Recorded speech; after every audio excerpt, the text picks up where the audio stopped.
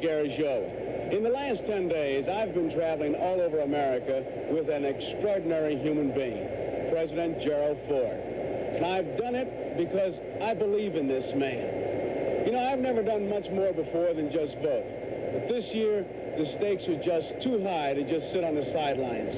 So on this last night before the election, I want you to see a film about Jerry Ford. A documentary about his background, about his family, about the job he's already doing, and about his hopes for America. And then I want you to hear from President Ford himself. But before you see this film or hear from the president, somebody else has something to say about this election and about this man. Now, all America knows her, and all America loves her. It's Pearlie, Miss Pearl Bailey. I've never done this before in my life. I'm not here to judge men. The Bible says I am not to judge.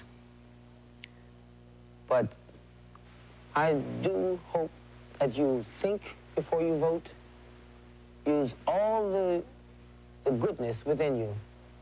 Don't, just because some people will say, well, yeah, but what happened a couple of years ago? Yes, you're right. A couple of years ago, our country was truly shaken. And a man was put at the head of it named Gerald Ford. I really believe in his heart, oh, he's made some mistakes, honey. You better believe he has. I wouldn't sit here and even try to say he didn't. But I'll tell you what, if a man is trying, and a man has more than dreams, he has something called get up and go and truth. And most of all, he has something I like very much in every human being, simplicity and honesty. Because I really believe he's an honest man. That's why I like Gerald Ford. And that's why I hope that, I don't know, please think about it. It's so important. It really is. That's a real lady. She gives you a lump in your throat. She's talking about my kind of guy.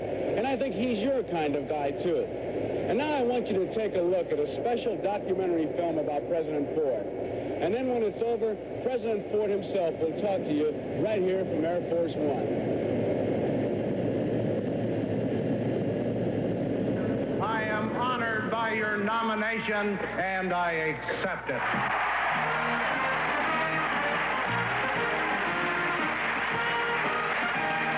August 19, 1976. With the mandate of his party, President Ford spoke from the heart to the heartland of America.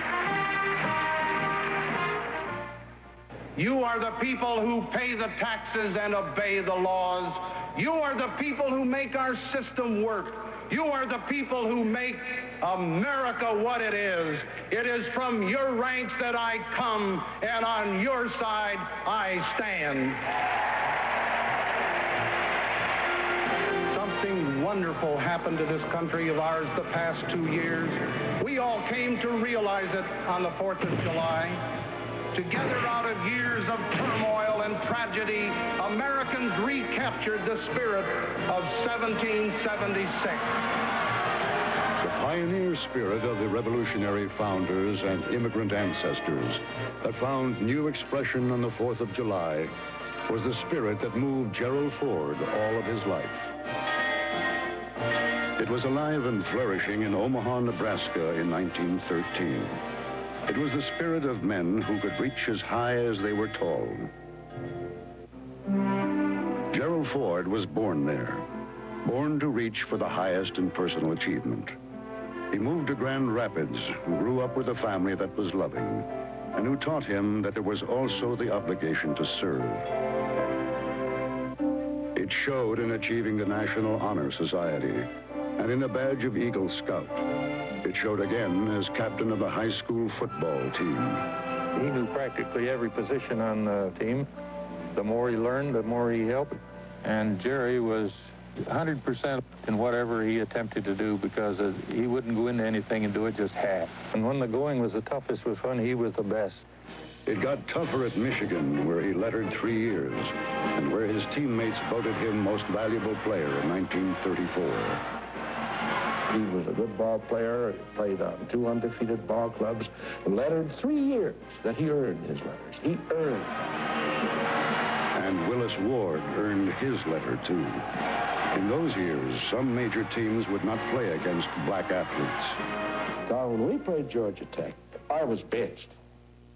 It hurt Jerry Ford badly. It seemed as though as the game got started, the fellow on the other side of the line made a remark about him loving people like me. And his adjectives were not, they were bleep adjectives, so I won't use it. Whereupon Jerry and Bill Boynton put a block on him that ended that fellow's participation in the game. So they came back that Monday and told me that they dedicated that block to me.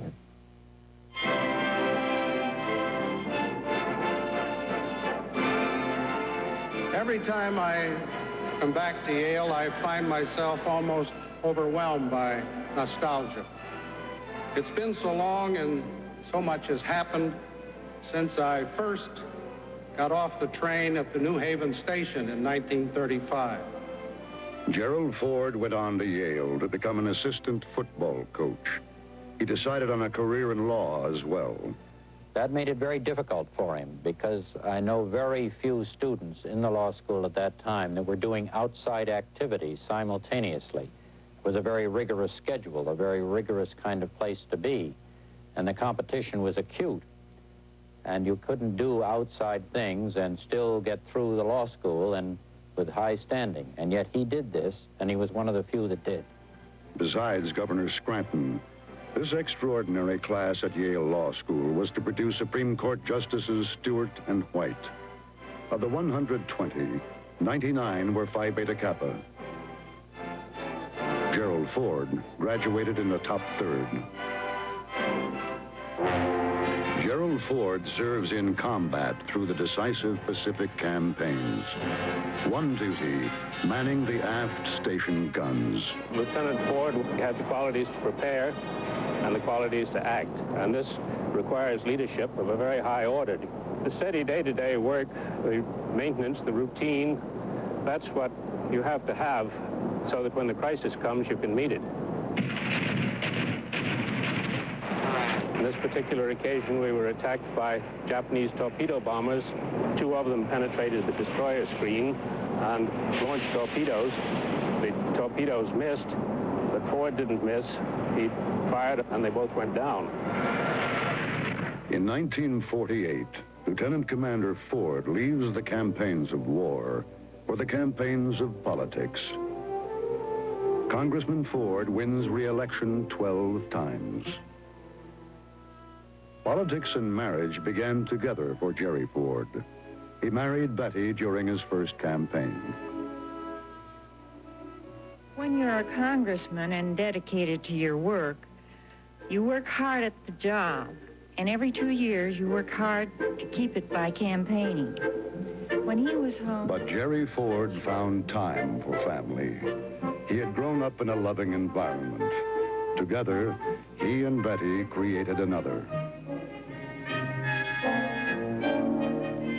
Jerry Ford, as I knew him for 19 years in the House, was one of the most decent, honorable guys with whom I've ever had the privilege of working. He was selected by his peers as the minority leader of his party, one of the toughest juries in the world. And then when he was selected as Vice President of the United States, and there were 300 FBI people out looking at everything he'd done or said from, I guess, almost the day he was born. A thorough investigation was made by an overwhelmingly Democratic Congress, and he came through with flying colors. The people in the House and in the Senate had confidence in not only Jerry Ford, the man, but in the way that they believed he would conduct the government responsibilities as the vice president and later as the president, as the leader of the country.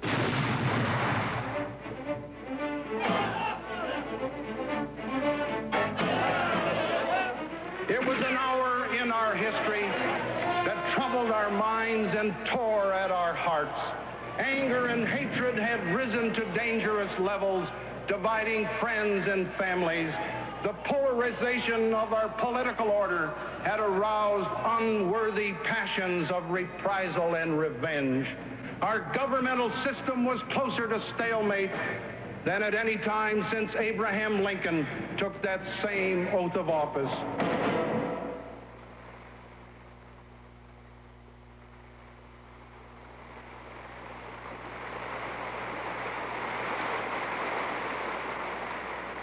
In those troubled times, a distressed nation was stirred by a new and candid voice. I am acutely aware that you have not elected me as your president by your ballots. So I ask you to confirm me as your president with your prayers. My fellow Americans, our long nightmare is over. And so he began. Without seeking the job, he had been preparing for it with virtually a lifetime of leadership and achievement. Now, from the start, his administration would reflect his decency, his openness. When I came to this Oval Office, I tried to get people to speak up to me, even though they disagreed. I tried to make the atmosphere in the Oval Office more relaxed rather than austere, and I just wouldn't be comfortable making people snap to just because I'm president. He sits back and listens and relaxes, and at the end of that, he feels he's much closer to the issue that must be decided than if he were merely to look at a piece of paper. Being in and out of the office as frequently as I am on handling appointments, I have an opportunity to see that a number of times. There's one issue which I disagreed on, and that's the issue of busing. My feeling is different from that of the other people in the administration. But once again, I have the feeling that the president has taken my views into full consideration and weighing them. I can't say that his conclusion is wrong. While he is willing to listen to contrary points of view and listen to a debate, he's also extremely aware that there comes a point when the debate has to cease. I think we ought to go public, tell the public who's causing the problem. The Congress is just plain negligent in this case, and I think we ought to hit them very hard. You want to do that this morning? I think we should. The administration of Gerald Ford had begun its steady course. The spiral of government spending had seemed unstoppable. Taxes, inflation had risen relentlessly. No one before had had the courage to say no to ever-increasing government programs. We have a no new start program, but we don't cancel a single contract or a single project. President Ford cut spending by over $9 billion. He cut inflation in half. Our confidence was coming back. America started back to work with meaningful, proud jobs, not dependent on government handouts. While extending and improving benefits for those without work, President Ford unshackled the private sector, providing an unparalleled 4 million new jobs in 1.5 years. Over one half of the grain moving across international boundaries is grown by you, the American farmer. It's imperative that you maintain the freedom to market crops and to find customers wherever you can. Unfettered by government restraints, the productive capacity of the American farmer has been turned loose. Farm income has risen dramatically. America is the granary for a hungry world. Americans have learned that we cannot police every remote corner of the earth, nor fill every empty bowl. But we can be an immense influence for reason and for peace in this world in which we live. I would rather travel 1,000 miles for peace than take a single step for war.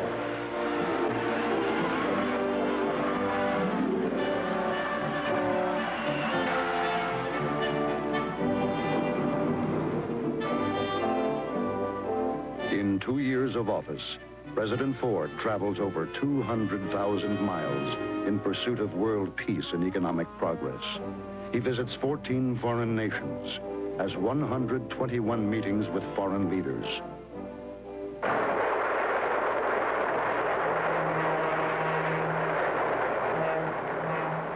When I start talking about foreign policy, I'm talking about people like me who represent people like you. While I'm at a negotiating table with a foreign leader, I'm not looking across the table at a nation, I'm looking at another person. The differences between nations that keep us apart are less important than the similarities that bring us together as people. This is the lesson of our common humanity. The lines of communication are kept open. Small wars must not become big wars. Step by step, war averted is peace preserved. In the Middle East, the seemingly insoluble conflicts yield for the first time to negotiation.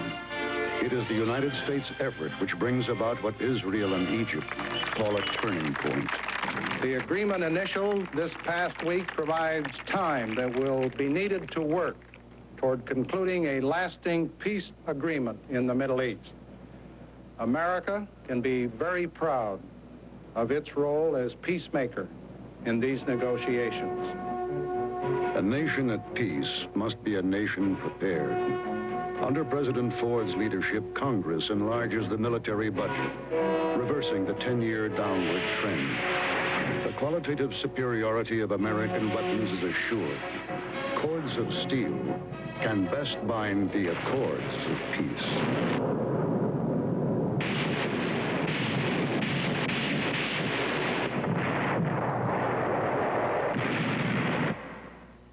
President Ford has no fear for the future of this country. The America of Gerald Ford is secure, idealistic, and mature. His vision of tomorrow is as close as his own children.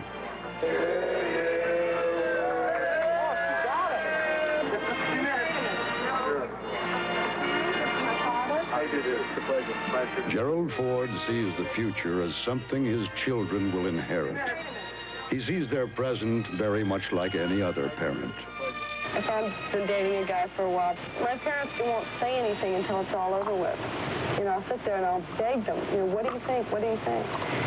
Fine, fine, never says a word. And then when it's all over with, then they tell me what they really thought of them. Because we've been taught to learn by our own experiences and to be independent and make our own decisions. And they don't want to be hovering over us 24 hours a day, which is really very nice. I wouldn't trade them for anything. They're my best friends. Try and communicate to as many people as possible the man that we know as a family. It's so much easier to get up and talk off the top of your head and tell people about you because we know you than have someone throw notes in your face. I mean, it's so formal, and that's, you know, we're not formal. That's for sure. One of the most impressive things about the family is that each one of the kids is an individual, and certainly Mrs. Ford's an individual and has expressed her opinions quite candidly, as has Jack, as have the other kids. The president, to his credit, although he may not like on certain occasions what they say, strongly believes that they should be able to do what they want to do and strongly believes that they should be able to say what they want to do. I've never heard of one instance of him saying, can't you cool it a little bit, or that was a little rough. Never. As outspoken as she is caring, Betty Ford has been loving wife and colleague, mother and campaigner. Gerald Ford has cherished her and cherished her independent spirit. Gerald and Betty Ford are a love story. Together, they had a family united, able to accept the blessings that life brings and the anguish. That we learned about this Thursday about 7 p.m. and we decided that we would just carry on today as though nothing had happened, and then we would hope for the very best on Saturday, which we have great faith will be the case. The candor about Betty Ford's operation for breast cancer lifted once and for all a veil of shame and secrecy for all women.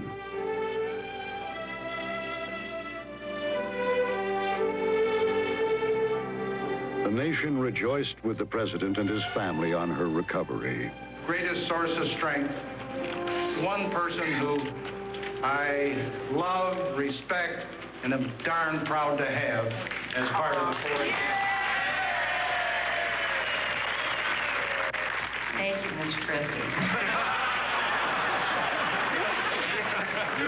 I truly appreciate your all turning out, and I just can't tell you how much we appreciate the support that you have given the president, and I sort of like him too.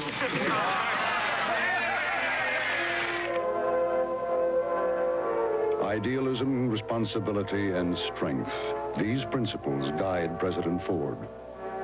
It seems to me that this is important when an individual is going to make decisions affecting the world. If he's a mean guy, if he carries on a vendetta, if he's vindictive, I'd be really worried about how he might treat some crisis in another part of the world. I think that you need that calm, careful, deliberate consideration of issues and put all petty passions aside. Sometimes we get the idea that to succeed you have to be expedient and you can't afford to be a man of principle.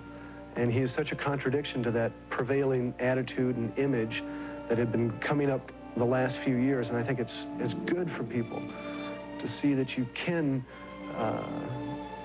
stick by your principles and still be very successful. Traditionally, it was always the office rubbed off on the man, and I think just the reverse has happened, where the man with these tremendous principles has rubbed off in the office, and we've seen the office start to rise in prestige.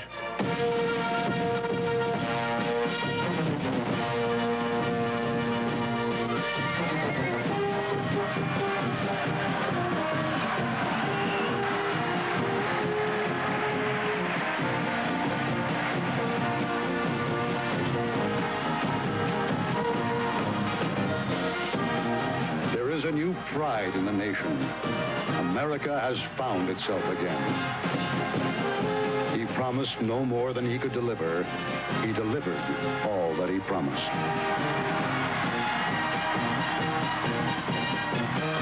Gerald Ford, a man of strength, a decent man, a man America can trust.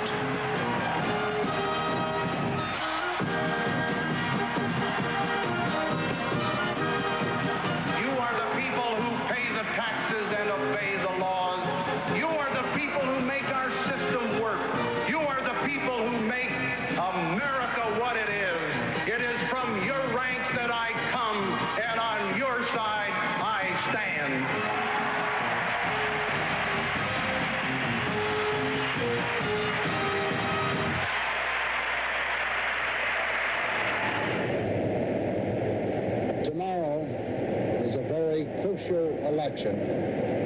But tonight, America's strong, America's free, America's on the move. But 2 years ago, America was in deep trouble. When I became president, inflation was over 12%. We were on the brink of a serious recession, the worst in 40 years. There had been a loss of trust in the White House itself. We were still involved in Vietnam. When I took the oath of office in August of 1974, I said, I have not been elected by your ballots, but I ask that you confirm me by your prayers. Those prayers really help. In the meantime, America has turned around.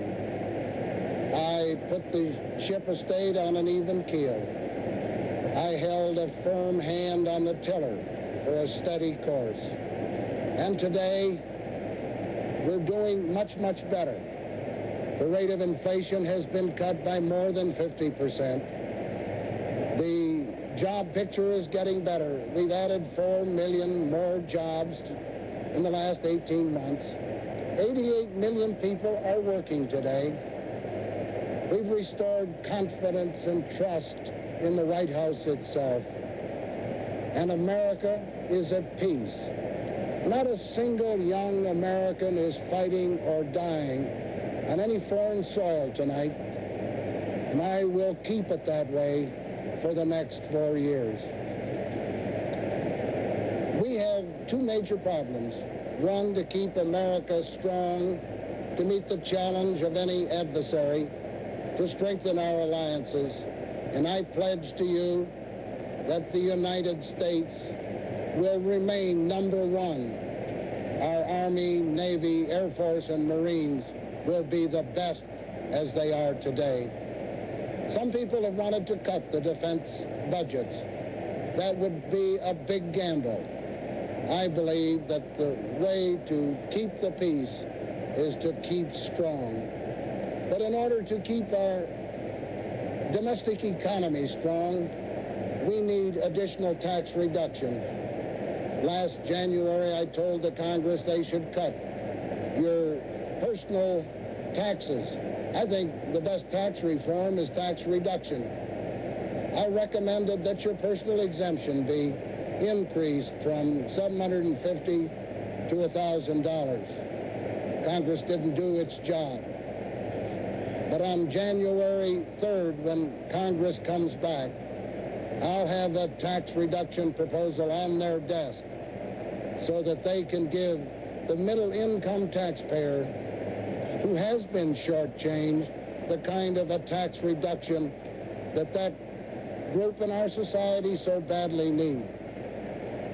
But in addition, we have some other problems. We'll do a better job in the next 4 years in making certain that the victims of crime are protected and that the criminal goes to jail. We'll do a better job to help our older people who have earned our respect and our support. We'll do a better job in meeting some of the problems of our major metropolitan areas. We have a lot of things to do, but we're in shape to do it now that we're over the hump of the tough last 2 years. And so we come to the final round in this election. I want your prayers as you gave them to me 2 years ago. But I would hope that you would confirm me this time by your ballots. I promise you, I pledge you, that I will not let you down. Thank you, and good night.